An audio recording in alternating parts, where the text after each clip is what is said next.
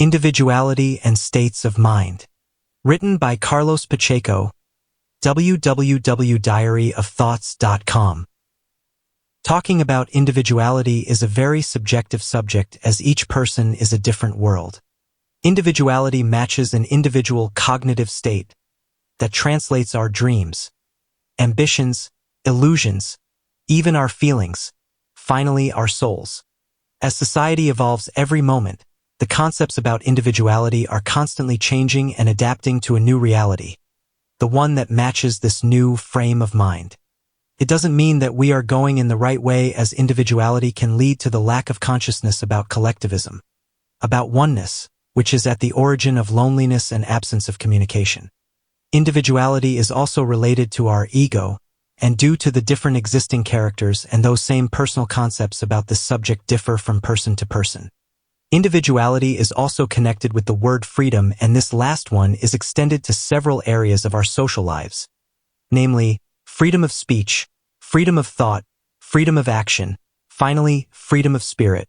Individuality matches our genetic and spiritual key, and creates that feeling that we are unique as a single existence, sometimes forgetting that we are all related, and our individuality interferes with other people's.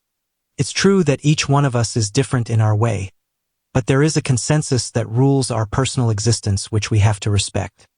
Individuality is also related with concepts about dignity and pride, and these are as well the result of our education and formation, along with our notions about good and bad, right and wrong, and so on. Social conflicts are a result of that multiplicity of characters, each one translating an independent state of mind as unique individuals. Individuality claims for personal rights, but history proves that these were always forgotten in the name of evolution. In fact, society was built under the submission of a majority of people that were forced to obey to a social system where the law of the strongest imposed itself. That's the reality. Otherwise, it wouldn't be possible to live the way we are living, with roads, cities, and all the technology that surround us. If the first rulers respected the individuality of each one of us, there wouldn't be civilization itself, meaning that we would still be living in a primitive way. This fact brings a certain justification to the existence of dictatorship as a necessity, and where individuality is just not present, independently from the fact that the majority of people were submitted to misery and pain. In modern history, the old continent was built under cruel rules and extended them to other parts of the world where whole civilizations were simply eliminated in the name of evolution. Nowadays, we assist to the same situations and contexts in underdeveloped countries that didn't go through this same process, which means that history and life itself is always repeating in an eternal cycle to reach a necessary development within society. It doesn't avoid the fact that there will always be those who are paying a high price on their personal existences to attain that goal. I was in the army during the Portuguese fascist regime and participated in some events that confronted me with personal issues concerning the due respect for other people's individuality. I was chosen to join the military messaging service, but my functions were extended in an area where I had to talk with some people that refused to join the army due to different reasons. From religious to political issues, those people had their individuality that was at the mercy of an imposed system, and I was supposed to find a balance between those personal rights and the rules that were in place. In the middle of multiple contexts, I managed to bring some comfort to some of them and had to respect the individuality of others without being able to save them from hard times, all the consequences that were the result of a denial to participate in that regime. I admired their courage and their points of view, but that didn't avoid that sometimes I got very involved in their situations. What affected me the most was the sensation of invading other people's personalities, even if it was with the intention to bring them some solutions to minimize the consequences of their choices. Individuality can bring us existential issues, leading us to conclusions about ourselves, our characters, our personality, the only way to know our real me. Inner conflicts can be caused by that battle that is living inside of ourselves and finally translating that secret garden that I already mentioned in this book, the only way to identify who we are. Individuality can make us selfish, as some of us think only about ourselves while others don't know how to live without sharing who they are, their ideas, their feelings, their frame of mind. I mentioned in my first book a very dear friend of mine, Michael Woods, PhD in philosophy at the European School of Luxembourg. We used to talk for hours in a row about different existential issues, and there was a moment when I had to tell him that he was being trapped by his individuality, generating an eternal cycle of questions without any answers at all. He was so deeply involved on his individuality that it affected his existence in a spiritual extent and becoming the first victim of it. Later on, this dear friend passed away, and everybody remembers him while always thinking about his existence along with the collective existence that surrounded him. It was as if he accumulated every existential question on himself, which can lead to an infinitive crossroad of inner issues.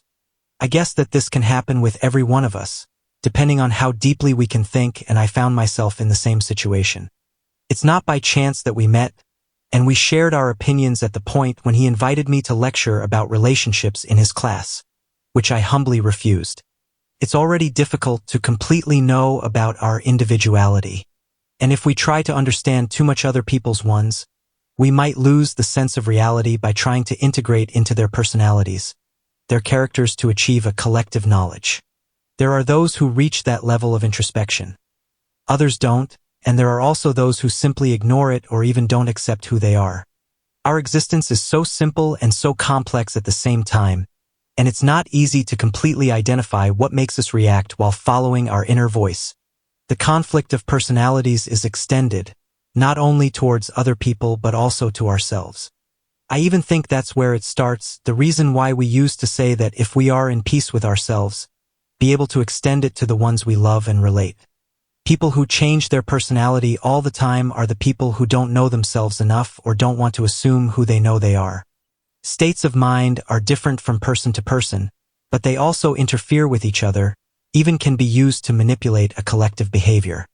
Some governments use this strategy to induce their state of mind, in this particular situation to impose their rules and detain power. The whole social and economical systems are based on that science that submits people to adopt certain behaviors and attitudes, invading and adulterating their frame of mind. Individuality can express humbleness or arrogance, simplicity or sophistication, and so on, which leads to the fact that we are not only affirming ourselves but also consistently using it against other people's individualities at the same time. This attitude is the territory, the battlefield that is so hard to handle since we have the tendency to impose our personality, our individuality to others, the reason why the word relationship is so difficult to be put into practice in a positive way. Relationship is made under a basis of understanding about each one's individuality. The so-called cult of personality is one of the elements that can lead us to stay trapped in a dimension of individualism that will become an obstacle regarding relationship, leading to loneliness and creating inner existential issues. This cult has to do with false notions about how to evaluate ourselves, promoting our ego at an additional level that doesn't match the reality of who we are. The cult of personality can become a spiritual disease while thinking exclusively about our ego. Depending on each person's humbleness or arrogance, this cult that we all possess can be put at its right measured place or simply take us to an exclusive and personal dimension that will generate an unnecessary isolation towards society. In their individuality, some people think that they are humble but don't behave like that as they try to impose it on other people around, which contradicts humbleness itself as an act of putting ourselves in the place of others. Individuality can also lead us to a misunderstanding coming from other people around while rejecting our personality, still imposing their own, the reason why some people create a distance between themselves and the rest of society.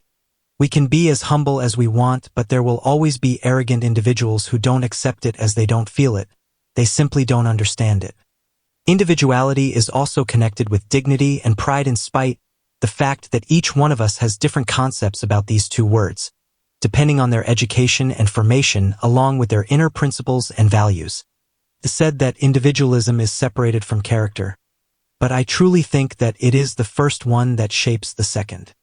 Individualism is not only a physical denomination but also a spiritual one that matches who we are, and that can be expressed by our attitudes and behaviors which define our character. Intellect is originated by our individuality, our way to interpret things and events. Intellect doesn't forcibly mean that we must have a master's degree in a particular educational area, but it is simply expressed by the intelligence reigning in our souls. Intellect is directly connected with our physical condition as it can severely interfere with that physical balance. In my first book, I mentioned the social conflicts originated by the confrontation between labor and intellectual work. It's a fact that each one of them is necessary, but they are interdependent at a social level. It is also a reality that the ones that work their intellect can also have a profession based on hard physical labor which translates their polyvalence. On another hand, if a person is exclusively dependent on labor work and is forced to concentrate for 1 hour to perform an intellectual task, gets automatically tired, even depressive. States of mind can make us live in truth or lie, depending on which reality we want to live. Sometimes a lie becomes true only in our spirits. The only way to accept it and assume it as after some time lies don't have the same meaning for us but to represent our inner truth. It is the reason why some people live a constant lie in their lives and simply ignore it. States of mind can express our need for love or suffering. I got to the conclusion that some of us need to be mistreated to feel alive, the same situation that leads some people to the necessity to create misery and pain around them to experience that same feeling. In this situation, there is the primary instinct that prevails, putting them at the same spiritual level as mere animals. I knew lots of people that needed to be pushed, even submitted by aggression and brutality, in spite of their exterior image that expressed love and compassion. Finally, their reality matched that inner need to be exposed to misery and pain instead of tenderness and affection. It's true that we were first born as a human species with that kind of cognitive state that made us survive, but it is also true that we evolved to such an extent that there is no more reason to behave like that. Our intelligence matches a different path, a most advanced level of logic. These are only reminiscences from our past, our origins. This genetic key that comes from our ancestors, our origin, is still alive inside our souls, the reason why some people react in a primary way. There are also cases of mental illness that leads people to float every hour through different states of mind and translating their lack of identification about who they are. Some people are lost within their states of mind and will never find their individuality. We can imagine our individuality as if it was living surrounded by several states of mind. Like a galaxy where the source of energy that is represented by our inner me is the center of our souls, the sun that is animating our existence as unique human beings. It causes all the inner existential issues as if the essence of our spirits found itself in the middle of a crossroad to make us decide which way to follow. This last paragraph is nothing but trying to create a certain analogy between the cosmic origin that surrounds us all and our behaviors and actions. Maybe our existence has at its origin this universal influence brought by the stars, by the sun, by creation herself. It's a reality that every question turns around concepts like the Big Bang, which means that human beings are looking for cosmic answers that are living in our spirits. I wrote in my first book that I prefer to call creation as she, as I also make the connection between our mothers and creation herself. Men brought the seed of human creation, but it is a fact that we spent 9 months living inside another person who nourished us and gave us enough love to be able to wake up to this world, to be born in a new dimension, a new reality far away from that cosmic origin. If creation were an it instead of a her, it would contradict the common search to try to understand that it. It means that the material significance about our origins is related to a spiritual value that is far away from being that cold interpretation or definition about what we simply ignore. A cosmic connection doesn't forcibly mean that everything has to be mathematical regarding its analysis. Even if we had a cosmic origin, we must not forget that in spite the existence of a matrix that eventually could express our presence in the universe, there are also other elements that complement this supposed arithmetical definition, like feelings of love and friendship. Everything that is living inside our hearts is very different from a mere mathematical formula, and this is one of the great mysteries of life, the reason why feelings are divine and sacred, because they bring a meaning, a sense of our existence. Let's not forget that creation has her individuality in the first place, and to which we're all submitted, at the mercy of her moods, her frame of mind. Without a doubt, creation is an entity, still invisible and far away from our comprehension, but that has a particular behavior that is reachable through our perceptions. As we are only a mere extension of creation, our behaviors regarding submitting others to our will are nothing but a reflection of herself, her reactions. If we could put together all human beings and join their individuality, maybe it could translate part of creation's individuality. The existing conflicts between our individualities can also express our incapacity to identify the creation's individuality itself, the frustration about not being able to understand the origin of our existence, to know our immaterial mother. Maybe that our ultimate state of mind will be finally attained when we'll be able to understand that our individuality makes part of a universal and collective soul, which makes us all interdependent in our thoughts, behaviors, and feelings. The reason why we are all alike in the eyes of creation herself. Until then, we'll continue our inner search. There will be the ones that will find spiritual harmony and tranquility, others that will never be able to reach that path and will spend the rest of their lives searching for an answer. Individuality and States of Mind. Written by Carlos Pacheco, www.diaryofthoughts.com.